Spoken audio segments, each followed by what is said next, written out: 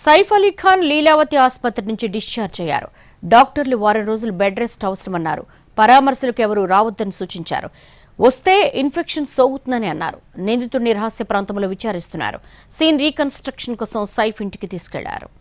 దుండగుడి దాడిలో తీవ్రంగా గాయపడిన బాలీవుడ్ నటుడు సైఫ్ అలీ ఖాన్ ముంబైలోని లీలావతి ఆసుపత్రి నుంచి డిశ్చార్జ్ అయ్యారు. ఆయన కోలుకునేందుకు కొంత సమయం పడుతుందని వైద్యులు చెబుతున్నారు. కొన్ని రోజుల పాటు బెడ్ రెస్ట్ అవసరమని సూచించారు. సైఫ్ని పరామర్శించేందుకు ఎవరూ రావద్దని కుటుంబ వైద్యులు సజెస్ట్ చేశారు. ఎందుకంటే పరామర్శల వల్ల సైఫ్కు ఇన్ఫెక్షన్ సోకే అవకాశముందని అంటున్నారు.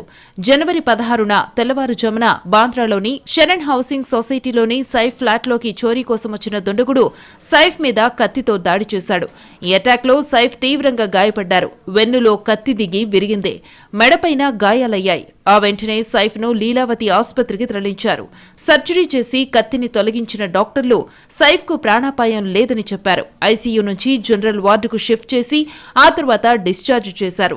సైఫ్ మీద దాడి చేసిన దుండగుడిని సీసీ కెమెరాల ద్వారా గుర్తించి థానేలో అరెస్ట్ చేశారు. రహస్య ప్రాంతంలో విచారిస్తున్నారు. సీన్ రీకన్స్ట్రక్షన్ కోసం నిందితుడిని సైఫ్ ఇంటికి తీసుకెళ్లారు. బంగ్లాదేశ్ నుంచి అక్రమంగా వచ్చిన నిందితుడు మారు పేర్లతో సంచరించాడు. కేవలం చోరీ కోసమే వచ్చాడా లేదంటే పక్కాగా హత్యకు ప్లాన్ చేశాడా అన్నది విచారణ తరువాత తేలుతుంది.